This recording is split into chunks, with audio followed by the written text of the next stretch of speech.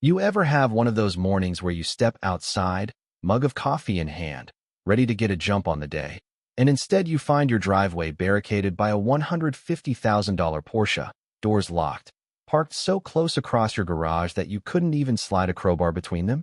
That was my Tuesday. Your garage privileges are permanently revoked.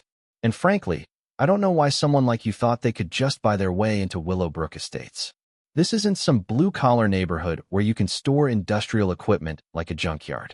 Cordelia von Meeren, our HOA president, delivered that little speech from the other side of her pearl-white Porsche, heels sunk into my gravel like she was claiming the land for the crown. Clipboard in hand. Always that clipboard. She had this smirk like she was about to send me back to the minor leagues for daring to step onto her field. She had no idea, of course, that inside her precious Porsche she was hiding $2.3 million worth of illegal diamonds. Or that in a few hours, her whole empire would come crashing, literally, down on top of her perfect life. Now, maybe I should back up a second, let you know how a demolition expert like me, fresh off a 23-year Army Corps stint, ended up waging suburban warfare against the local queen bee. 6 months before this standoff, I was living in a one-bedroom over my company's equipment yard, microwaving dinner for one, and wondering if all those years dodging shrapnel and fixing blown bridges would ever amount to more than a bunch of gray hairs. Then came the Meridian construction scandal. They cut corners on military housing, ignored my safety warnings, and 2 soldiers died when a building collapsed. I'd kept every scrap of proof, every angry email and damning photo, and when the dust settled, the jury handed me a settlement big enough to make a few real estate dreams come true. That's how I found myself the proud new owner of 720 Magnolia Drive, a brick colonial with a garage the size of a small aircraft hangar, finally enough room for all my precision demolition toys. At first, life felt almost suspiciously perfect. I spent my days organizing tools, hydraulic separators, shape charges, sensors, stuff that, sure, looks intimidating, but is as quiet as a sleeping kitten when you're just calibrating it. The neighbors were a mixed bag. Thaddeus Blackstone, the retired FBI guy next door, brought over a casserole and stories that'd curl your hair. The Hendersons and their twin girls at the end of the block waved from their bikes every morning. Even Angela from across the street, elbows deep in her roses, seemed happy to have a new face on the block. That peace didn't last long. The first sign of trouble was Cordelia herself, drifting into my open garage one sunny morning like she owned the place, all starch and sharp edges, eyeing my equipment as if I'd been storing nuclear warheads instead of engineering tools. "You can't operate industrial machinery in a residential neighborhood," she snapped, and you could tell she was used to people folding fast. I explained, nicely, that everything was up to code, nothing ran loud, and that my property was zoned for business use, grandfathered in long before the HOA got power hungry. But Cordelia wasn't here for logic. She was here to establish dominance, quoting bylaws from memory, flipping open a folder thick with regulations that probably cost more to print than most people's monthly groceries. "Storage of industrial equipment is prohibited," she sniffed, jabbing at a highlighted clause. I almost laughed. Honestly, the whole thing was absurd. These machines are worth more than her car, and she wanted me to cram them into plastic bins for aesthetic harmony? That didn't go over well. She stiffened, declared I was going to be difficult, and dropped the bomb. 17 homeowners removed in 5 years, with the full support of the city council, and now, apparently, I was number 18. She spun on her heel and left me standing there with her file folder, the sun glinting off her Porsche, and a sinking feeling that this wasn't going to be as simple as a new paint job and some fresh sod. That night, I dove into the HOA Covenant, a 63-page masterclass in nitpicking and control. Everything from mailbox shapes to the maximum height of your grass, down to a 1/4 inch. But what stood out were the amendments, every one expanding the president's powers, all signed by Cordelia.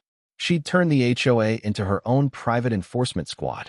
I called my lawyer, Janet, who told me what I already suspected. Half these rules wouldn't last a minute in court, but fighting them would bleed you dry. "Are you ready for that kind of war?" she asked. And I realized, yeah, I'd fought tougher enemies in rougher places than this. Cordelia, though, wasn't playing around. Next morning, her Porsche was blocking both garage doors, positioned like she'd used GPS and a laser level to get it just right. There was a note. Until I complied with storage rules, my garage was suspended. Any attempt to move her car would result in legal action. I mean, you ever wake up to find someone's literally annexed part of your house? The audacity. But there was something odd. Her car sat lower than it should, trunk heavier, rear suspension compressed like she was hauling cinder blocks. Thaddeus, the ex-FBI guy, saw me poking around and offered some neighborly wisdom. Cordelia had a reputation for driving out anyone who didn't fit her vision. People like her, he said, usually have something to hide. I started to believe him. Then it got weirder. Tried calling tow companies. Everyone refused, citing exclusive contracts with the HOA or just plain fear of Cordelia. She had the city wired. So I did what any stubborn, slightly paranoid demolition guy would do. Set up a motion-activated camera aimed right at that Porsche. And boy, did it pay off. Over the next 3 nights, Cordelia visited her car at odd hours, shuffling bags in and out, glancing over her shoulder like she was auditioning for a heist movie.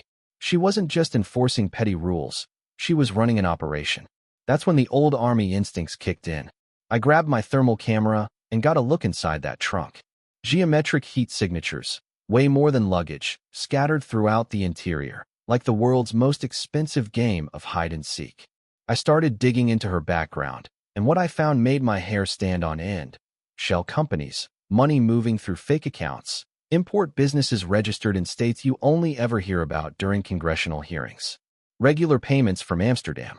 Every time she flew out, a fat deposit landed in the HOA account, supposedly for improvements no one could find. I pulled Thaddeus in for a second opinion, and he went straight to the heart of it. Diamonds, he said. Amsterdam's full of them. And it's also a haven for smuggling. The weight in the car, the weird heat signatures, the midnight drop-offs, all of it fit. Cordelia, the HOA tyrant, was running diamonds through our sleepy little neighborhood. Of course, Cordelia figured out someone was sniffing around. She called me, voice icy enough to frost the line, threatened my business, hinted she could have my military service questioned, licenses revoked. She had connections everywhere, and she wasn't afraid to flex them. But all that did was push me to dig deeper. With Thaddeus's help and his old FBI contacts, we came up with a plan. I called in a favor from Maverick Rodriguez, the best helicopter pilot I'd ever worked with, now running a heavy lift company. The idea? Remove Cordelia's car from my driveway by air, legally, since it was blocking my property, and let the feds catch her red-handed with a trunk full of illegal stones. Saturday morning, we set the stage. Maverick brought his chopper in low, rotors chopping the sky to pieces, half the neighborhood watching from behind their smartphones. Thaddeus had called an emergency HOA meeting, so Cordelia was trapped at the community center, busy lecturing everyone about compliance. The crew hooked the Porsche up, and Maverick lifted it right off my driveway. The car swung skyward, heavier than expected, and the whole block held its breath as it dangled above us, a gleaming symbol of Cordelia's power about to get absolutely flattened. The drop was, well, let's call it cinematic. Maverick positioned the Porsche directly over Cordelia's house and, with the world watching, let it go. The thing punched through her roof like a wrecking ball. Diamonds spilled out everywhere, bouncing off shingles, scattering across lawns, sunlight turning the whole street into a disco ball. The FBI swept in, scooping up evidence as neighbors gawked. Cordelia arrived just in time to see her empire literally collapse. She went ballistic, screaming threats, waving her clipboard until Agent Sterling, the lead FBI investigator, calmly informed her she was under arrest for smuggling, conspiracy, and enough other charges to keep a team of lawyers fed for years.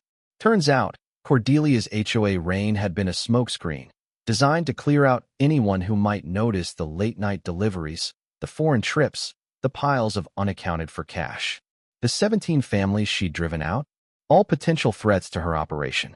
The neighborhood's HOA fees had been laundered straight through her fake businesses. The fallout was brutal.